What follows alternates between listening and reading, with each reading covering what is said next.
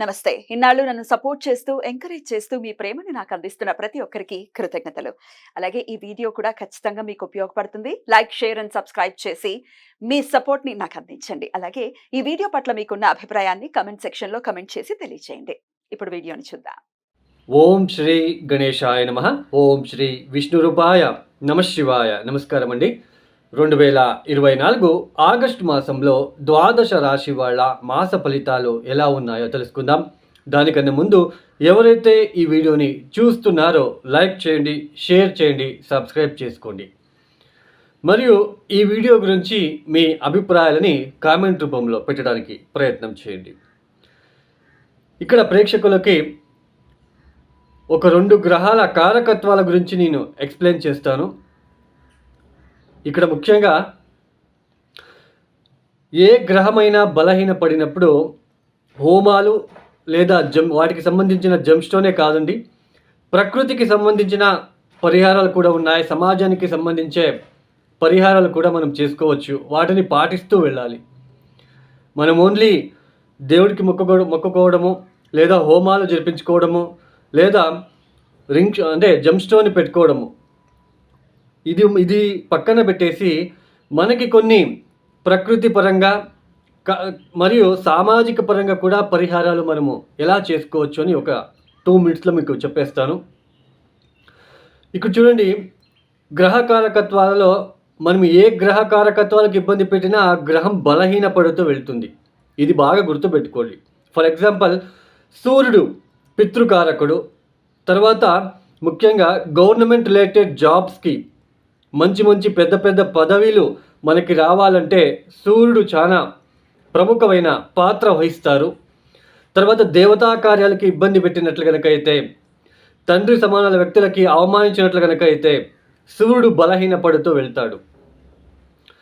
So సూర్యుడికి మనము సూర్యుడు బలిష్టంగా ఉండాలి, సూర్యుడు మన జాతకంలో బాగుండాలి అని మీరు కోరుకున్నట్లు కనుకైతే ఇన్కమ్ ట్యాక్స్ని కరెక్ట్గా పే చేయడానికి ప్రయత్నం చేయండి.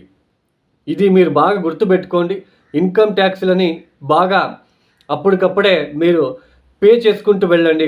గవర్నమెంట్కి మోసాలు చేయవద్దు. తర్వాత పితృకార్యాలను సరిగ్గా జరుపుకోవడానికి ప్రయత్నాలు చేసుకోండి.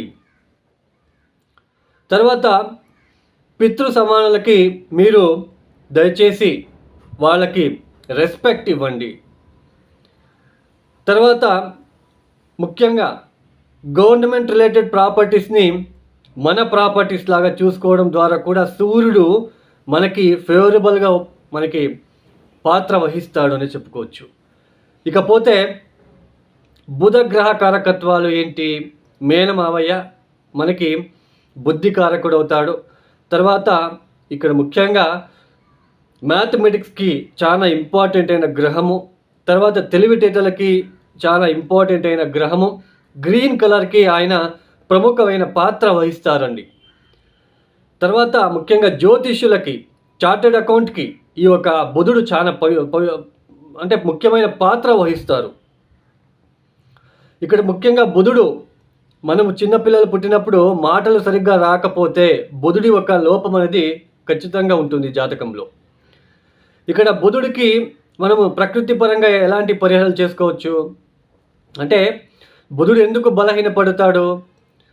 చార్టెడ్ అకౌంట్గా ఉండి ఎక్కువ డబ్బుల కోసము అక్కడ మోసాలు చేయడం ద్వారా, జ్యోతిష్యులు అబద్ధాలు చెప్పి వచ్చిన క్లయింట్తో ఎక్కువ డబ్బులు తీసుకోవడము లేదా లేనిపోని చెప్పి భయపెట్టడం లాంటివి చేసినట్లు కనుకైతే, మేనమావయ్యకి ఇబ్బందులు పెట్టినట్లు కనుకైతే, మేనమావయ్యకి మోసాలు చేసినట్లు కనుకైతే, తృతీయ లింగులని అవమానించినట్లు కనుకైతే బుధుడు బలహీనపడతాడు. సో బుధుడు మన జాతకంలో బాగుండాలి, ఇబ్బంది రాకుండా బుధుడిని ఎలా మనము ఫేవరబుల్గా చేసుకోవచ్చు అంటే, మొక్కలని నాటండి, చెట్లని నాటండి. ఎన్ని చెట్లు మీరు నాటి పోషిస్తారో అంత మీకు బుధుడి యొక్క నెగిటివ్ తగ్గిపోతూ ఉంటుంది. తృతీయ లింగులని అవమానించకుండా మీకు తగిన సహాయం చేయకపోయినా పర్లేదు, వాళ్ళని అవమానించకండి, చిన్న చూపు చూడకండి. అప్పుడు మీకు బుధుడు చాలా బలిష్టంగా మీకు అవుతాడు. తర్వాత ముఖ్యంగా జ్యోతిషులు కూడా ఒకరికి సహాయమని, అంటే వాళ్ళ ఏదో కష్టమని వచ్చినప్పుడు వాళ్ళకి తగిన కరెక్ట్ రెమెడీస్ చేసుకునేలాగా మీరు వాళ్ళకి నచ్చ చెప్పి వాళ్ళని పంపించే ప్రయత్నాలు చేసుకోండి. చంద్రుడు మన జాతకంలో బలహీనంగా ఎందుకు అవుతాడు? వేరే వాళ్ళ కుటుంబాల మధ్య తగాదాలు పెట్టినట్లు కనుకైతే, తల్లికి సంబంధించిన విషయంలో మనకి నెగిటివ్గా నడుచుకున్నట్లు కనుకైతే ఖచ్చితంగా చంద్రుడు బలహీనపడతాడు. సో చంద్రుడికి ఎలాంటి ప్రకృతిపరమైన రెమెడీస్ చేసుకోవచ్చు? నీళ్ళని సేవ్ చేయండి. ఎవరైనా తాగడానికి నీళ్ళు అడిగితే గ్లాసు నిండా ఇవ్వండి, హాఫ్ గ్లాస్ ఇవ్వకండి. పక్షులకి నీళ్ళని అందించే ప్రయత్నాలు చేసుకోండి. ప్రాణులకు, ఇతర జీవులకు నీళ్ళని అందించడానికి ప్రయత్నం చేయండి. తర్వాత నీటిలో మోసాలు చేయకండి. పాలకు సంబంధించిన విషయంలో, నీటికి సంబంధించిన విషయంలో మోసాలు చేయకండి.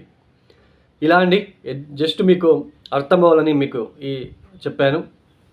ఇకపోతే 2024 ఆగస్ట్ మాసంలో ఏ గ్రహాలు ఏ రాశిలో సంచారం చేస్తున్నారు, వాటి వలన ద్వాదశ రాశి వాళ్ళకి ఎలాంటి ఫలితాలు రాబోతున్నాయో తెలుసుకుందాం. ముఖ్యంగా రాహు మీనరాశిలో సంచారం, కేతు కన్యా రాశిలో సంచారం, శని భగవాన్ వక్రించి కుంభరాశిలో సంచారం, గురువు గారు వృషభంలో సంచారం, కుజుడు ఈ మాసంలో 1వ తేదీ నుంచి 25వ తేదీ వరకు వృషభంలో, తదుపరి మిథున రాశిలో సంచారం, సూర్యుడు ఆగస్టు 16వ తేదీ వరకు కర్కాటక రాశిలో సంచారం, శుక్రుడు ఆగస్టు 1వ తేదీ నుంచి 25వ తేదీ వరకు సింహరాశిలో సంచారం, తదుపరి కన్యా రాశిలో సంచారం, బుధుడు ఈ మాసంలో ఆగస్టు 5వ తేదీ నుంచి 26వ తేదీ వరకు సింహరాశిలో వక్రించి సంచారం చేయబోతున్నారు, తదుపరి నేర మార్గంలో సంచారాన్ని చేస్తారు. ఇక ఈ గ్రహ సంచారం రీత్యా ద్వాదశ రాశుల వాళ్ళకి ఒకటిగా మనం చూసుకుంటూ వెళ్దాం. ఇక కన్యా రాశి, ఈ కన్యా రాశి వాళ్ళకి 2024 ఆగస్ట్ మాసంలో ఏ గ్రహాలు యోగిస్తున్నారు అని తెలుసుకున్నట్లయితే, ముఖ్యంగా నవమ స్థానంలో ఉంటున్న గురువు గారు ఆగస్ట్ 16వ తేదీ వరకు లాభ సూర్యుడు, తర్వాత కాస్త శుక్రుడు, తర్వాత కాస్త బుధుడు కూడా యోగ ఫలితాలని అందిస్తున్నారు. ఇక్కడ ముఖ్యంగా బుధుడు వక్రించాడు, రాశాధిపతి వక్రించరాదు. తర్వాత ఇక్కడ శని కూడా వక్రించాడు. అంటే ముఖ్యంగా గురు బలం అనేది ఎక్కువగా ఉంటుంది. మిగతా అన్ని గ్రహాలు కూడా కాస్త మిశ్రమంగా ఉంటున్నారని చెప్పుకోవచ్చు. ముఖ్యంగా ఈ కన్యా రాశి వాళ్ళకి తీర్థక్షేత్రాల దర్శనాలు చేసుకోవడానికి అవకాశాలు ఉంటాయి. అయితే అష్టమాధిపతి కుజుడు నవమస్థానంలో ఉండడం అనేది ప్రతి పనికి కూడా చాలా స్ట్రగలింగ్ అనేది ఉంటుంది. అంటే బాగా కష్టపడాల్సిన ఒక ప్రమేయం అనేది ఏర్పడుతూ ఉంటుంది.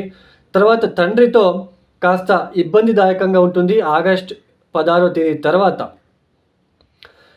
ముఖ్యంగా ఆగస్ట్ 26వ తేదీ తర్వాత మారబోయే కుజగ్రహ మార్పిడి దశమానికి వచ్చేస్తాడు. అష్టమాధిపతి దశమస్థానం, అష్టమాధిపతి అయిన కుజుడు దశమస్థానానికి రావడము, దశమాధిపతి బుధుడు కూడా కాస్త వక్రించి ఉండడము. అంటే ఇక్కడ ఉద్యోగ విషయంలో కాస్త ఇబ్బందికరంగా ఉంటుంది, మతిమరుపు ఎక్కువగా ఉంటుంది, శారీరకంగా కంఫర్ట్ అనేది కోల్పోతూ ఉంటారు, శరీరానికి కాస్త అలసట అనేది ఎక్కువగా ఉంటుంది, ఉద్యోగంలో స్ట్రగల్ లేదా ఒత్తిడి ఎక్కువగా ఉంటుంది. తర్వాత గృహంలో కూడా కొన్ని అనర్థాలు, ఇబ్బందులు ఎక్కువగా ఉంటాయి. తర్వాత ఆలోచన విధానం కూడా ఫాస్ట్గా, అంటే తొందరగా పనులన్నీ అయిపోవాలి అని అనుకున్నట్లుగా మీరు ఆ ఒక విషయంలో ఇబ్బందులు రాకుండా చూసుకోండి.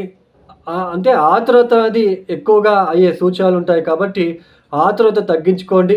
తర్వాత వృథా కోపము, ఈ ఒక అన్వాంటెడ్ థింకింగ్ని మానుకున్నట్లు కనుక అయితే చాలా మంచిది. తర్వాత ఇక్కడ ముఖ్యంగా చెప్పుకోవాల్సింది ఏంటంటే శుక్రగ్రహ మార్పిడి. ఈ ఒక నవమాధిపతి, ఈ కన్యారాశికి నవమాధిపతి ద్వితీయాధిపతి అయిన శుక్రుడు జన్మరాశిలోకి రావడము, ఆగస్ట్ 26వ తేదీ తర్వాత జన్మరాశికి రావడం అనేది, నీచస్థానానికి రావడం అనేది, కేతువుతో కలవడము, ఈ భార్యాభర్తల మధ్య చిన్నపాటి ఇబ్బందులు రావడానికి అవకాశాలు ఉంటాయి. తర్వాత స్కిన్ రిలేటెడ్ ఇష్యూస్ రావడానికి అవకాశాలు ఉంటాయి. తర్వాత ఫేస్లో పింపుల్స్ రావడానికి అవకాశాలు ఉంటాయి. తస్మాత్ వాటి విషయంలో మీరు జాగ్రత్తగా ఉండే ప్రయత్నం చేసుకోండి. స్త్రీ వలన కూడా కొంచెం ఇబ్బందికరంగా ఉండే ఇబ్బందికరంగా ఉండే అవకాశాలు కూడా ఇక్కడ ఉంటాయి. మొత్తానికి ఉద్యోగం విషయంలో కూడా స్ట్రగలింగ్ చూపిస్తూ ఉంది. ఉద్యోగం విషయంలో కూడా స్ట్రగలింగ్, చేసే పనుల్లో కూడా ఎక్కువ కష్టపడాల్సిన ఒక ప్రమేయం ఏర్పడుతూ ఉంటుంది. అయితే ఇవన్నీ కూడా కాస్త అప్పుడప్పుడు మారుతూ ఉంటాయండి. అన్నీ ఇలాగే ఉండదు, అప్పుడప్పుడు మారబోతూ ఉంటుంది. ఎక్కువగా గురుబలం అనేది ఉంటుంది. గురు మనకి నవమ స్థానంలో ఉంటున్నాడు కాబట్టి ఎన్ని ఇబ్బందులు వచ్చినప్పటికీ తర్వాత ఆగస్టు 16వ తేదీ వరకు కూడా సూర్యుడు లాభస్థానంలో సంచారము, ఎన్ని స్ట్రగలింగు, ఒడదొడుకులు, ఇబ్బందులు ఉన్నప్పటికీ వాటిని తట్టుకుని ముందుకు సాగడానికి కూడా అవకాశాలు ఉంటాయి. అయితే ఆగస్టు 26వ తేదీ తర్వాత ఈ దశమ కుజుడు వలన ఇబ్బందులు రాకుండా ఉద్యోగంలో చాలా జాగ్రత్తగా మీరు ముందుకు సాగినట్లు కనుకైతే ఏమి ఇబ్బందులు రావండి. ముఖ్యంగా ఈ కన్యా రాశి వాళ్ళు తప్పనిసరిగా బుధుడికి బాగా బుధవారం పూట ఈ బుధగ్రహ స్తోత్రం ప్రియాంగు కలికా శ్యామం రూపేణ ప్రతిబంబుధం సౌమ్యం సౌమ్య గుణోపేతం తం బుధం ప్రణమామ్యహం ఈ మంత్రాన్ని చదువుకోవడానికి ప్రయత్నాలు చేసుకోండి. తర్వాత కుజగ్రహ దోష నివారణ కోసము ప్రతి మంగళవారం కూడా ఈ యొక్క కందిపప్పుని ఎద్దులకి తినిపించే ప్రయత్నం, సోమవారం రాత్రిపూట నానబెట్టడము, మంగళవారం ఉదయాన్నే తప్పనిసరిగా కేజింబావు అయినా ఉండాలి. తప్పనిసరిగా కేజింబావు మీరు నానబెట్టేసి ఈ యొక్క మంగళవారం పూట ఉదయాన్నే ఈ యొక్క బెల్లం కలిపి ఈ యొక్క దశమ కేంద్ర స్థానంలో ఉంటున్న ఈ యొక్క కుజగ్రహ దోష నివారణ వలని మీరు మొక్కుకొని ఎద్దులకి తినిపించే ప్రయత్నం చేయండి. కాలభైరవేశ్వరుడికి నువ్వుల నూనెతో అభిషేకాలు చేయించుకోవడానికి ప్రయత్నాలు చేసుకున్నట్లయితే వచ్చే ఇబ్బందుల నుంచి బయటపడతారు. ఈ యొక్క వీడియో మీకు నచ్చితే లైక్ చేయండి, షేర్ చేయండి, సబ్స్క్రైబ్ చేసుకోండి. సర్వే జనో సుఖినో భవంతు. ధన్యవాదములు.